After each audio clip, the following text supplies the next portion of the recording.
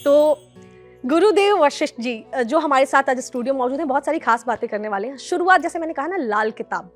लाल किताब का नाम मेरे दिमाग में ये सवाल, और बहुत सारे लोगों से, जब मैं आप आने वाले थे स्टूडियो में, मैंने बहुत सारे लोगों से बात की। सबने कहा कि ये सवाल उनसे ज़रूर पूछना कि लाल किताब का नाम जो है, लाल किताब ही क्यों? ये लाल जो है रंग, ये क्यों लाल ही क्यों? और कोई वर्ड क्यों नहीं यहाँ इस्तेमाल किया गया, और कोई रंग क्यों नहीं?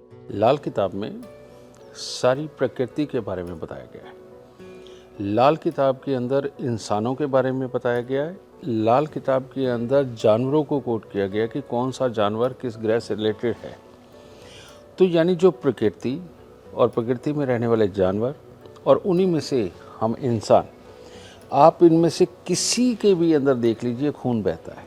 और धरती के ऊपर अगर हम देखें, अगर जीवों की तुलना करें, तो उस हिसाब से देखें कि सबके अंदर लाल रंग का खून बहता है। इन सब के सुख और दुख जानने का तरीका लाल किताब में, और दुखों के निवारण का तरीका लाल किताब में। तो ये सुख और दुख को जानना और उनके निवारण के लिए अगर कोई सूटेबल नाम राइटर ने सोचा, तो उसने कहा खून का रंग ही सबसे बढ़िया। और उसमें हिदायत है कि लाल किताब जब भी छपेगी, बनेगी, उसका चमकीला रंग नहीं होना चाहिए, उसका वही रंग, क्योंकि चमकीला रंग सूखे हुए खून का होता है। खून जब सूख जाता है तो वो चमकदार हो जाता है, लेकिन जब तक हमारी रगों में बहता है तो वो चमकदार नहीं होता। इसीलिए कोई भी लाल किताब अगर छापी जाती है, जो सही राइटर छापता है, वो उसको मैट फिनिश में छापता है। और लेकिन रंग उसका लाल ही होता है, क्योंकि हर इंसान के शरीर में खून होता है, और ये खून से जोड़ा गया लाल किताब। लाल किताब की तो बात हो गई। मैं आगे आपसे बहुत सारे सवाल पूछूंगी, और मैं माफ़ी भी चाहूँगी क्योंकि मैं बहुत सवाल पूछ लेती हूँ। लेकिन मैं सबसे पहले आपके बारे में कुछ जानना चाहूँगी। मैं चाहती हूँ कि आप अपने बारे में बताइए कुछ हमारे दर्शकों को। क्या ये लाल किताब की जो रेमेडीज़ हैं, या किस तरीके से आपकी लाइफ में लाल किताब ने अपना जो है असर डाला, या आप जो है उस उन उपायों को करके आपकी लाइफ में जो है चेंज आया, बदलाव आया, उसके बारे में थोड़ा आप हमारे व्यूअर्स को बताइए। तुमने सवाल छोटा किया है, लेकिन तुमने जवाब सारी ज़िंदगी का मांगा है। जब मेरी उम्र बहुत छोटी थी, मैं 8-10 साल का था, तो मैं आंगन में खेल रहा था, तो मेरी दादी जी से होशियारपुर वाले जो भृंगु ज्योतिष वाले, वो समझी रहे हैं हमारे बड़ों के कहने का मतलब, बड़ी बड़ी बहन जो ताया जी की लड़की वहाँ भी आई, तो वो शास्त्री जी आए। उन्होंने मुझे खेलते हुए देखा। उन्होंने पूछा ये लड़का किसका है, तो उन्होंने बताया मेरे पिताजी का नाम। तो वो उठे, आकर के जैसे मेरे को उठाया, प्यार किया, फिर मेरे पाँव हाथ लगा दिए उन्होंने। मेरी दादी ने पूछा आप ऐसा क्यों कर रहे हो? कहते आपको नहीं पता इसने क्या करना है। ये पहला, ये मुझे बाद में पता चला।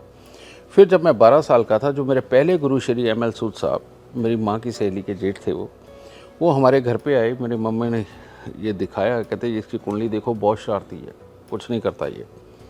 उन्होंने कुंडली देख के हंस के फोल्ड करके कहते झोली कर, उसमें डाला। साथ में उसे कहा कि गाली मत निकाला कर इसे।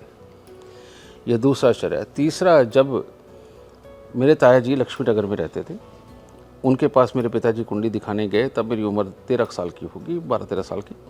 तो उन्होंने कहा ये अंधा हो जाएगा और ये उपाय कर दे, इसकी आंखें बच जाएंगी। तो मेरे को याद है, मेरे पिताजी वजीराबाद पुल के ऊपर ले जा कर के मेरे को उपाय करवाया उन्होंने।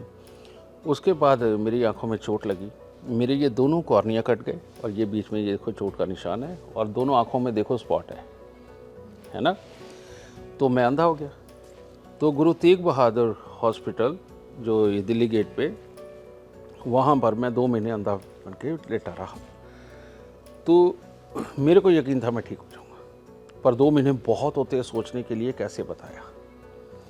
तो जब एक डॉक्टर आए जर्मनी से, उन्होंने आकर के मेरी आंखें चेक की, ऑपरेशन किया, मेरी दोनों आंखें वापस आ गई। और डॉक्टर मेहता जो वहाँ के चीफ थे उस वक्त में, उन्होंने कहा मेरे 35 साल के मेडिकल करियर के अंदर मैंने ऐसा चमत्कार नहीं देखा कि किसी के दोनों कॉर्निया कट गए और विज़न वापस आ जाए।